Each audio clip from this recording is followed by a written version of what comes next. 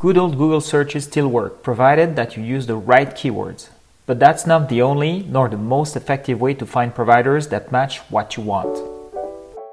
4 ways to properly list and shortlist potential software development outsourcing firms. Hello, you're listening to Smarter Software Outsourcing, a business podcast created to help business owners, CEOs, and CTOs get expert outsourcing advice and support. I'm your host, Frederick Joy, a Swiss entrepreneur and founder of a leading software development company in the Philippines, Arcanis. And in today's episode, I want to share with you 4 different places you can explore to research and list software development providers that match your requirements. If you're not too sure what your broad requirements and needs are at this stage, I encourage you to listen to the previous episode, How Well Do You Know Your Outsourcing Needs? But if you already have a pretty good idea of what type of provider you're looking for and you're ready to start the research work, you're just in the right place. So roll up your sleeves and let's get started. Here are some tools that you can use for your search. First, Google or other search engines. Yes, the old-fashioned way of just searching for companies online still works. It might seem obvious, but Google will be a great help if used right. Just make sure you avoid broad or subjective terms like best software development outsourcing company, because this may give you biased results and don't clearly identify your requirements. Instead, choose specific keywords, such as your technologies or preferred location, that will help Google find exactly what you're looking for in a minimum amount of time. Second, your network. It's a tried and true piece of advice from every entrepreneur out there. Network, and network some more. For sure, you're not the only one relying on software development teams to grow your business, and you're very likely to know people in the same industry or position as yours who have had experience with outsourcing providers. Ask them if they can recommend 1 or 2 reliable outsourcing firms. If you're fortunate to get a few referrals from your contacts, then you're a step closer to having that shortlist. Finding a tech partner through someone you trust makes things much easier. However, this shouldn't prevent you from doing your due diligence to make sure that the provider fits the bill for your own needs. Third, review sites.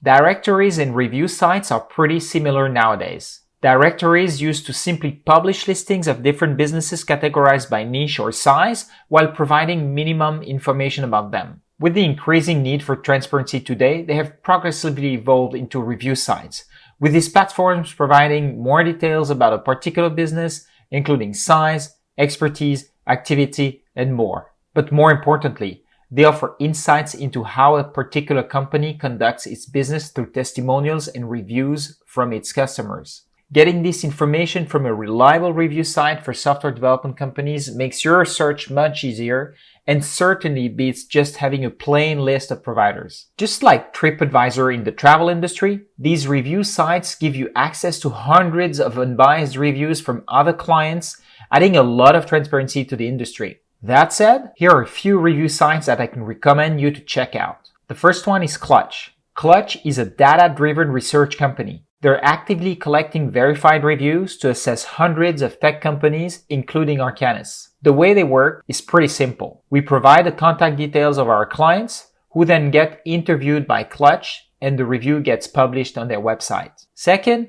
Good Firms. Good Firms is another excellent independent review site to check out. They work the same way as Clutch. Third, G2 Crowd. G2 Crowd was initially created for listing software product companies, but has recently added service providers to the directory. There may be other review sites that you can also use, but even with just these 3, you may come across a couple of suitable providers already. Fourth, marketplaces and consulting firms. Marketplaces and consulting firms operate differently because they've done most of the research for you already. They have all this data collected about various outsourcing providers, and with this, they're able to advise and help you find the right match for your needs. These advisory services can range from merely recommending a vetted company based on specific criteria to helping you throughout the entire evaluation process, negotiation, and closing of the deal.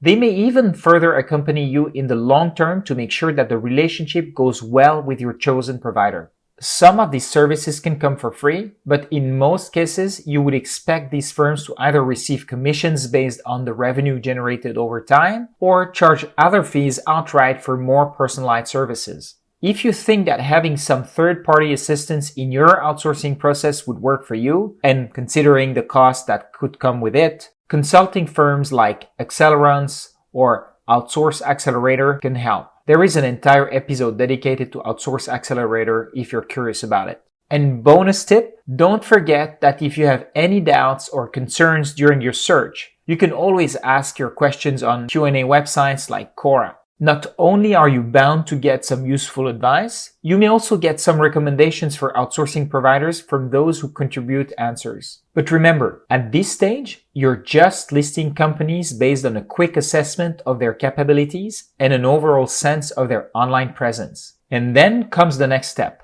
making a shortlist of promising companies. Once you've found 10, 15, maybe 20 companies that match the high-level criteria you've set, I would recommend that you rank them, again based on the criteria that matter to you, and make a short list of 3 to 4 organizations you will reach out to. Try to get a sense of the possible relationship you could establish with them from what you learn on their website and blog. To conclude, and at this point, you should already have a solid initial list of potential software development outsourcing firms you'd like to get more in depth with. And if you're serious about making the right choice in picking a partner, you will need ample time to assess each of them. A comprehensive assessment takes time, and you'll see in the next episodes that there are more factors to consider than you think. So please don't see the cost as the sole deciding factor. Keep in mind that going for the cheap route often ends up costing more down the road. Instead, think in terms of value for money and how much a provider will be able to deliver over time. But that's a topic that deserves its own episode, really. And that's it for today's session of Smarter Software Outsourcing. For an in-depth discussion about how to effectively maximize the available tools and shortlist prospective providers, shoot me up at fred@arcanis.com. I'll be more than glad to be of help. And stay tuned for the next episode.